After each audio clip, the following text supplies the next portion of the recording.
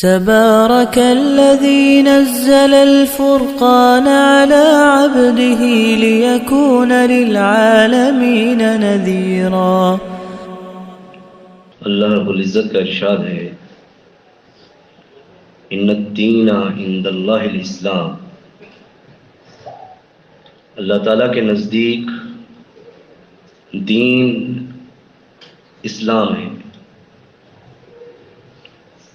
چھوٹے سے بچے سے بھی اگر سوال کیا جائے کہ تمہارا دین کیا ہے تو وہی جواب دے گا اسلام، یعنی اسے پتہ ہے کہ دین اسلام ہے۔ لیکن دین کی تعلیمات، دین کے اصول، دین کے ضوابط یہ بڑوں کو بھی پتہ نہیں، اس لیے وہ دنیاوی مفاد میں تو چھان بین کرتے ہیں کہ کہیں نقصان نہ اٹھانا پڑ جائے، لیکن جب معاملہ آتا ہے دین کا تو وہ آنکھیں بند کر کے پیروی کے چلے جاتے ہیں اور معاملہ چھوڑ دیتے ہیں علماء پر یا اپنے آباء و اجداد پر، جبکہ اللہ رب العزت نے واضح طور پہ قرآن مجید میں لوگوں کو جھنجھوڑا ہے، اہل کتاب کی روش بتائی ہے اور نصیحت کی کہ تم ان کی طرح نہ ہو جانا، تم آپس میں اختلاف نہ کرنا، تم فرقے نہ بنانا، لیکن لوگ پڑھتے تو ہیں مگر عمل نہیں کرتے۔ اللہ رب العزت نے فرمایا، الیوم اکملت لکم دینکم واتممت علیکم نعمتی ورضیت لکم الاسلام دینا، کہ آج کے دن میں نے دین کو مکمل کر دیا، تم پر اپنی نعمت پوری کر دی اور تمہارے لیے دین اسلام کو پسند فرمایا۔ یہ اتنی اہم آیت تھی کہ اہل کتاب اس کی اہمیت کو سمجھتے تھے۔ صحیح بخاری میں حضرت عمر رضی اللہ عنہ سے ایک یہودی نے سوال کیا کہ قرآن مجید میں ایک ایسی آیت ہے، اگر وہ آیت ہمارے دین کے متعلق نازل ہوئی ہوتی تو ہم اس دن کو عید بنا لیتے، یعنی اس دن کی سالگرہ مناتے، اس دن کی خوشی مناتے ہم۔ تو عمر رضی اللہ عنہ نے پوچھا کہ تم کس آیت کے بارے میں کہتے ہو؟ اس نے یہ آیت پڑھ کے سنا دی۔ عمر رضی اللہ عنہ نے فرمایا، مجھے اچھی طرح معلوم ہے یہ آیت کب اور کہاں نازل ہوئی ہے۔ حجۃ الوداع کے موقع پر اللہ کے نبی صلی اللہ علیہ وسلم پر نازل ہوئی آیت، یعنی آپ صلی اللہ علیہ وسلم کی زندگی میں ہی دین مکمل ہو گیا، دین کامل ہو گیا، اس میں کوئی گنجائش نہیں رہی۔ لیکن آج لوگوں نے کیا کیا کہ فتوے نکال دیے، بجائے اس کے کہ رجوع کرتے اللہ تعالیٰ کی کتاب سے، قرآن مجید و احادیث صحیحہ سے، وہ فتاویٰ پڑھتے ہیں، فلاں شخص کا فتویٰ پڑھ لو، فلاں شخص کا فتویٰ پڑھ لو، اس سے مسئلہ اخذ کر کے لوگوں کو دے دیتے ہیں۔ تو یہ ہے اندھی تقلید کا نتیجہ، اندھی پیروی کا نتیجہ۔ اللہ رب العزت نے فرمایا، وَلَا تَكُونُوا مِنَ الْمُشْرِكِينَ مِنَ الَّذِينَ فَرَّقُوا دِينَهُمْ، دین کو اتنی اہمیت دی گئی ہے، آپ اللہ رب العزت نے فرمایا ان مشرکین کی طرح نہ ہو جانا جنہوں نے دین میں فرقے بنائے، دین کو ٹکڑے ٹکڑے کیا، دین میں گروہ گروہ ہو گئے۔ یہ اللہ رب العزت کو بالکل منظور نہیں ہے۔ آج اگر اللہ کے نبی صلی اللہ علیہ وسلم زندہ ہوتے یا کوئی صحابی زندہ ہوتے اور وہ اس امت کا حال دیکھتے کہ کیا حال ہے، ہر شخص جو کچھ اس کے پاس ہے اس میں مگن ہے۔ اللہ رب العزت نے فرمایا، کل حزب بما لدیہم فرحون، جو کچھ جس کے پاس ہے وہ اسی میں مگن ہے، اسی میں خوش ہے، تحقیق نہیں کرتا، سوچتا نہیں، صحیح چیز کی طرف نہیں آتا۔ اس لیے جماعت المسلمین نے اس چیز کا درس دیا کہ ہمارا دین صرف ایک ہے، دین اسلام، فرقہ وارانہ مذہب نہیں ہے، اس لیے کہ دین اسلام میں فرقوں کی گنجائش ہی نہیں ہے۔ فرقہ بندی انتہائی مذمت خیز عمل ہے۔ اللہ رب العزت کیا فرمایا، وَاعْتَصِمُوا بِحَبْلِ اللَّهِ جَمِيعًا، اے لوگو اللہ تعالیٰ کی رسی کو تم سب مل کر مضبوطی سے پکڑو، وَلَا تَفَرَّقُوا، اور فرقہ فرقہ نہ ہونا۔ گروہ گروہ نہ بننا. آج ایک باپ اپنے بچوں کے لیے نہیں چاہتا کہ وہ آپس میں اختلاف کر کے الگ ہو جائیں, آپس میں ایک دوسرے کے دستوں گریباں ہو جائیں, کبھی نہیں چاہے گا. تو اللہ رب العزت اپنے ماننے والوں کے لیے کیسے چاہے گا کہ اس کے ماننے والے, اس کے نام لینے والے, اس پر ایمان لانے والے آپس میں اختلاف کریں اور الگ الگ ہو کے بیٹھ جائیں. اور آج ہماری بدحالی, کمزوری کا سب سے بڑا موجب, سب سے بڑا باعث یہی ہے کہ ہم فرقوں میں بٹے ہوئے ہیں. ہماری طاقت بڑھ گئی ہے اور ہم کیا کر رہے ہیں کہ آپس میں ہی ایک دوسرے کے گروہ سے جو ہے پکڑ کے جھنجھوڑ رہے ایک دوسرے کو. اور اللہ رب العزت نے وہ جتنی اس کی رحمتیں تھی, جتنی برکتیں تھیں, اس کبھی عمل کی وجہ سے اٹھا لی. تو اس لیے یہ حال ہے امت کا. اللہ رب العزت درس دیتا ہے لوگوں کو کہ ایک طرف ہو جاؤ, ایک دین پہ عمل پیرا ہو جاؤ. وَقُولُوا قَوْلِي هَٰذَا لِي وَلَكُمْ وَاسْتَغْفِرُوا اللَّهَ وَاسْتَغْفِرُوهُ. الْحَمْدُ لِلَّهِ إِنَّ الْحَمْدَ لِلَّهِ نَحْمَدُهُ وَنَسْتَعِينُهُ وَنَسْتَغْفِرُهُ وَنُؤْمِنُ بِاللَّهِ وَنَتَوَكَّلُ عَلَيْهِ وَنَعُوذُ بِاللَّهِ مِنْ شُرُورِ أَنفُسِنَا وَمِنْ سَيِّئَاتِ أَعْمَالِنَا من يهده الله فلا مضل له ومن يضلله فلا هادي له واشهد ان لا اله الا الله وحده لا شريك له واشهد ان محمدا عبده ورسوله. اللهم صل على محمد وعلى آل محمد كما صليت على إبراهيم وعلى آل إبراهيم إنك حميد مجيد. اللهم بارك على محمد وعلى آل محمد كما باركت على إبراهيم وعلى آل إبراهيم إنك حميد مجيد. أما بعد فإن خير الحديث كتاب الله وخير الهدي هدي محمد صلى الله عليه وسلم وشر الأمور محدثاتها وكل محدثة بدعة وكل بدعة ضلالة وكل ضلالة في النار. رب کائنات نے فرمایا ان الذين فرقوا دينهم وكانوا شيعا لست منهم في شيء. اے رسول صلی اللہ علیہ وسلم, جن لوگوں نے اپنے دین کو ٹکڑے ٹکڑے کیا اور گروہ گروہ بن گئے, آپ کا ان سے کوئی تعلق نہیں.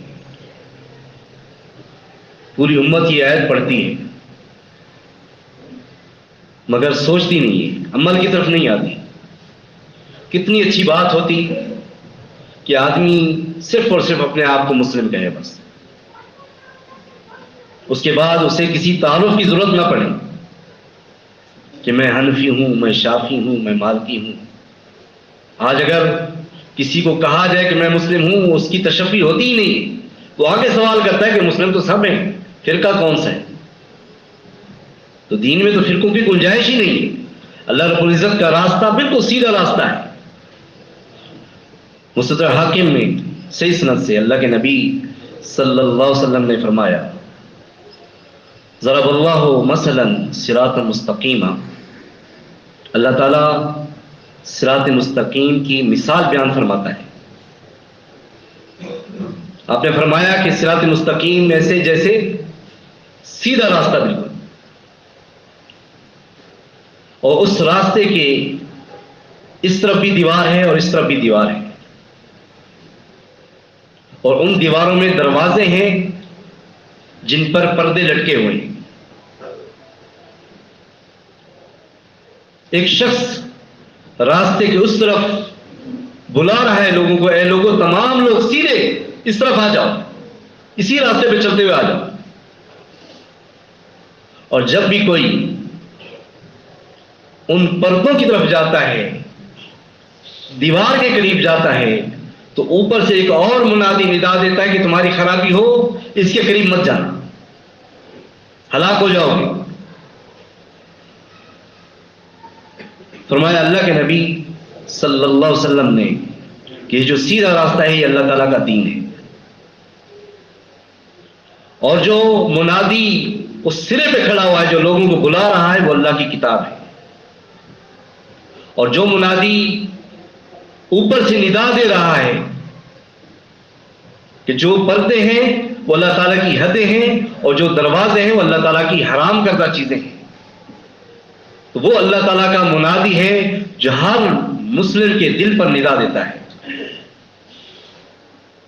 کیسے کہ ہم جب کوئی غلط کام کرتے ہیں تو ہمارا دل ہمیں ملامت کرتا ہے، جسے دوسرے لفظوں میں آپ ضمیر کہہ لیں، یہ اللہ تعالیٰ کا ایک منادی ہوتا ہے، اللہ تعالیٰ کی طرف سے ایک واعظ ہوتا ہے جو بندے کو نصیحت کرتا ہے، غلط کام سے روکتا ہے۔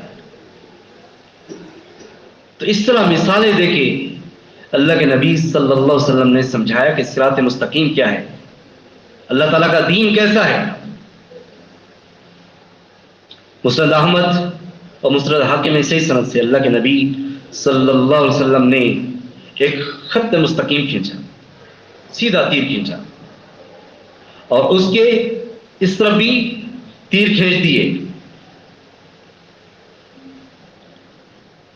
پھر آپ نے فرمایا کہ یہ اللہ تعالیٰ کا راستہ ہے، جو سیدھا راستہ ہے یہ اللہ تعالیٰ کا راستہ ہے، اور جو دوسرے راستے ہیں ان میں ہر راستے پر شیطان بیٹھا ہوا ہے جو لوگوں کو بلا رہا ہے۔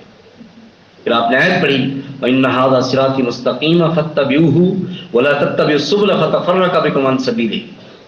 اللہ تعالیٰ نے فرمایا کہ میرا راستہ بالکل سیدھا راستہ ہے، اس کی پیروی کرو، اور دوسرے راستوں کی پیروی نہ کرنا کہ وہ تمہیں سیدھے راستے سے بھٹکا دیں گے، دور کر دیں گے۔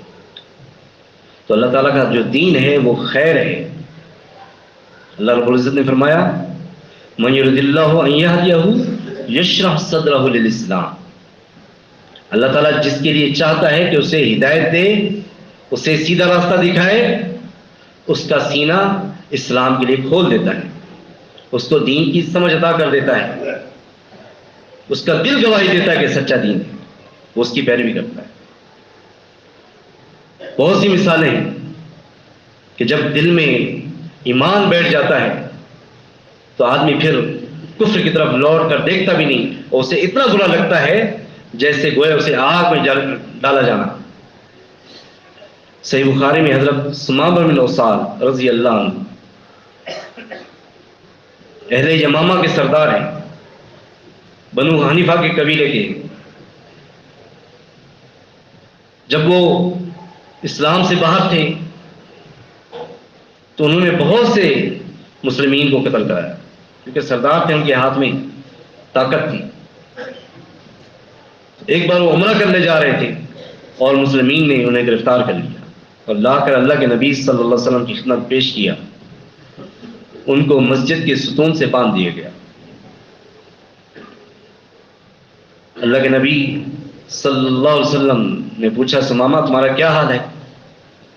کہ لگے جی ٹھیک ہوں، اگر آپ مجھے قتل کریں تو آپ ایک ایسے شخص کو قتل کریں گے جو خون ریزی کی وجہ سے قتل ہونے کا مستحق ہے، اور اگر آپ مجھ پر احسان کریں گے تو آپ ایک ایسے شخص پر احسان کریں گے جو احسان کا ماننے والا ہے، احسان کا یاد رکھنے والا ہے، اور اگر آپ میرے بدلے میں جو مال لینا چاہیں تو جو چاہے مال طلب کر۔ 3 دن یہ سوال و جواب ہوتے رہے، اور 3 دن بعد اللہ کے نبی صلی اللہ علیہ وسلم نے فرمایا کہ ثمامہ کو چھوڑ دو۔ لیکن ان 3 دنوں میں ان کے دل کی کایا پلٹ چکی تھی، اللہ تعالیٰ نے انہیں دین کی سمجھ عطا کر دی تھی۔ تو وہ گئے، باغ قریب تھا، وہاں کھجور کے باغ میں غسل کیا، واپس آ کر مسجد میں کلمہ شہادت پڑھا، اور پھر پوچھا اللہ کے نبی صلی اللہ علیہ وسلم میں عمرے کی نیت سے جا رہا تھا، کیا میں عمرہ کر سکتا ہوں؟ نہیں۔ آپ نے فرمایا کہ کر سکتے ہو، لیکن یہ بات وہاں تک پھیل چکی تھی۔ جب وہ عمرہ کرنے گئے تو مکہ میں کسی نے کہا کہ تم تو بے دین ہو گئے، تو انہوں نے جواب دیا کہ میں نے اللہ تعالیٰ کا دین قبول کیا، محمد صلی اللہ علیہ وسلم پر ایمان لے آیا ہوں، لہٰذا آج کے بعد یمامہ سے تمہارے لیے گندم کا ایک دانہ بھی نہیں آئے گا بغیر محمد صلی اللہ علیہ وسلم کی اجازت کی۔ تو یہ ہے دین، دل کی کایا کا پلٹنا۔ دل جب پھر جاتا ہے، ہدایت کی طرف آ جاتا ہے، تو پھر اسے اللہ رب العزت کی طرف سے وہ ایک نور پر ہوتا ہے، اللہ رب العزت نے فرمایا کہ جسے اللہ تعالیٰ نے دین اسلام کی ہدایت کر دی، گویا وہ علی نور من ربہ، وہ اللہ تعالیٰ کی طرف سے ایک نور پر ہے۔ آج ہم میں سے جس شخص نے بھی دل سے ایمان لایا، جماعت المسلمین کو قبول کیا، وہ شخص جانتا ہے کہ اس کے ساتھ کیا گزری، اس کی کیا کیفیت تھی، اس کے ساتھ کتنے اختلافات ہوئے، یا اللہ رب العزت کی کس کتاب کے حکم کے مطابق اس نے جماعت المسلمین میں شمولیت اختیار کی، کس حکم کی بنیاد پر اس نے فرقہ بندی کو چھوڑا، کس حکم کی بنیاد پر اس نے صرف یہ پسند کیا کہ میں صرف اور صرف مسلم ہوں، میرا دین ایک ہے اسلام، میرا کسی فرقے سے کوئی تعلق نہیں۔ صحیح بخاری میں عبداللہ بن سلام رضی اللہ عنہ، یہ یہودیوں کے بہت بڑے عالم تھے اور کتاب کا بڑا علم رکھتے تھے۔ جب اللہ کے نبی صلی اللہ علیہ وسلم ہجرت کر کے مدینہ تشریف لے گئے تو اس وقت وہ کھجور کے باغ میں تھے، کھجوریں توڑ رہے تھے، انہیں کھجوریں رکھ دی ایک طرف اور کچھ کھجوریں لے کے اللہ کے نبی صلی اللہ علیہ وسلم کی خدمت میں پیش ہو گئے، جا کر آپ کی باتیں سنی اور پھر واپس آئے۔ اتنے میں اللہ کے نبی صلی اللہ علیہ وسلم حضرت ابو ایوب انصاری رضی اللہ عنہ گھر تشریف لے گئے۔ جیسے آپ پہنچے عبداللہ بن سلام رضی اللہ عنہ بھی پہنچ گئے، کہنے لگے اللہ کے نبی صلی اللہ علیہ وسلم میں آپ سے کچھ سوال کرنا چاہتا ہوں، اور ان سوالوں کے جواب سوائے نبی کے کوئی نہیں جانتا۔ اب ان کو کیسے پتا تھا؟ کتاب میں وہ پڑھ چکے تھے، یعنی کہ اہل کتاب کے اندر آنے والے نبی کی تمام نشانیاں جانتے تھے، اس لیے اللہ رب العزت نے فرمایا یہ آپ کو ایسے پہچانتے جیسے اپنے آباء و اجداد کو پہچانتے، سوائے نبی کے کوئی نہیں جانتا۔ آپ نے فرمایا پوچھو۔ کہنے لگے کہ قیامت کی پہلی نشانی کیا ہے، اور دوسرا جنت میں مہمان نوازی کس چیز سے کی جائے گی، اور تیسرا بچہ ماں یا باپ کے مشابہ کیسے ہوتا ہے۔ اتنے بڑے بڑے سوالات تھے۔ فرمایا اللہ کے نبی صلی اللہ علیہ وسلم نے کہ ابھی ابھی جبریل امین مجھے اس کی خبر دے کے گئے۔ کہنے لگے اللہ کے نبی صلی اللہ علیہ وسلم جبریل وہ تو یہودیوں کے نزدیک ان کا دشمن مانا جاتا ہے، یعنی کہ یہودی اتنے سخت تھے، انہوں نے فرشتے سے بھی دشمنی رکھی ہوئی تھی کہ موسیٰ علیہ السلام کے بعد یا جن کو وہ مانتے تھے ان کے بعد دوسرے انبیاء پر وحی کیوں لایا ہو، اتنے متشدد لوگ تھے۔ تو اللہ کے نبی صلی اللہ علیہ وسلم نے فرمایا من کان عدوا لجبریل فإنه نزل على قلبك بإذن اللہ، فرمایا کہ جو جبریل کا دشمن ہو اس لیے کہ وہ اللہ کے حکم سے آپ کے دل پر کتاب لے کے آئے، آپ کے دل پر انہوں نے کتاب اتاری، تو اللہ بھی ایسے کافروں کا دشمن ہے۔ فرمایا اللہ کے نبی صلی اللہ علیہ وسلم نے کہ قیامت کی سب سے پہلی نشانی ایک آگ نکلے گی جو مشرق سے مغرب کی طرف لوگوں کو جمع کرے گی، اور جنتیوں کی مہمان نوازی مچھلی کی کلیجے سے کی جائے گی، مچھلی کی کلیجی کھلائی جائے گی ان کو، اور بچہ ماں یا باپ کے مشابہ اس لیے ہوتا ہے کہ جس کا مادہ رحم میں پہل کرے اور غالب رہے بچہ اس کے ہم شکل ہوتا ہے۔ آج تک اس اصول کو سائنس نہیں ٹھکرا سکی، غلط ثابت نہیں کر سکی اس کو۔ تو اللہ کے نبی صلی اللہ علیہ وسلم نے ان سوالات کے جواب دیے۔ عبداللہ بن سلام رضی اللہ عنہ فوراً ایمان لے آئے۔ یہ ہے انسان کے دل کی کیفیت، یہی ہونی چاہیے کہ جب اسے اللہ تعالیٰ کی کتاب کی طرف سے کوئی دلیل مل جائے، اللہ تعالیٰ کا حکم مل جائے قرآن مجید میں، اللہ کے نبی صلی اللہ علیہ وسلم کا حکم مل جائے حدیث میں، بس اسے خاندان کو نہیں دیکھنا، اسے اپنے فرقے کو نہیں دیکھنا، بلکہ قرآن اور حدیث پہ عمل کرنا ہے۔ جب اس کی انجاز ہوگی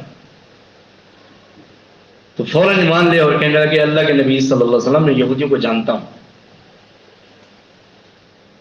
ان کے نزدیک میں ایک عالم ہوں، عالم کا بیٹا ہوں، سردار ہوں، سردار کا بیٹا ہوں، لہٰذا میں چاہتا ہوں کہ میرے ایمان کی خبر ان تک پہنچنے سے پہلے آپ میرے متعلق ان سے گواہی لے لیں، کیونکہ بعد میں یہودی میرے متعلق پھر غلط باتیں پھیلائیں گے۔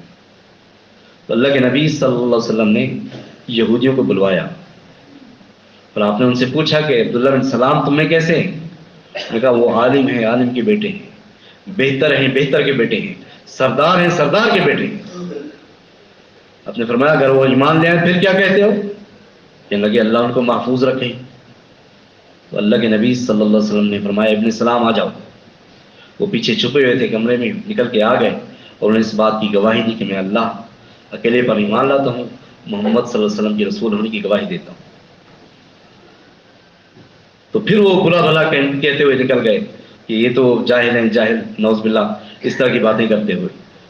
تو آدمی جب بھی متشدد ہوتا ہے، جب بھی ہر دھرم ہوتا ہے، تو پھر وہ حق کی طرف نہیں آ سکتا. اپنے دل کو نرم رکھیے اور ارادہ رکھیے کہ جب بھی آپ کو اللہ تعالیٰ کا حکم ملے دین اسلام کے مطابق، آپ کا عمل اگر اس کے مطابق نہیں ہے، آپ کو دلیل مل گئی ہے، تو آپ نے قرآن و حدیث کی پیروی کرنی ہے، نہ کہ اپنے آباء و اجداد کی، نہ کہ اپنے فرقے کی. تو جو دلیل ہے، جو چیز آخرت میں مانی جائے گی، جو چیز آخرت میں آپ کی نجات کا سبب بنے گی، وہ کیا ہے؟ کتاب اللہ، اللہ کی کتاب، اور احادیث صحیحہ، اللہ کے نبی صلی اللہ علیہ وسلم کی صحیح احادیث. ان پر عمل کریں گے تو انشاءاللہ کامیاب ہوں گے. وأقول قولي هذا لي ولكم استغفر الله استغفر الله استغفر الله. تبارك الذي نزل الفرقان على عبده ليكون للعالمين نذيرا.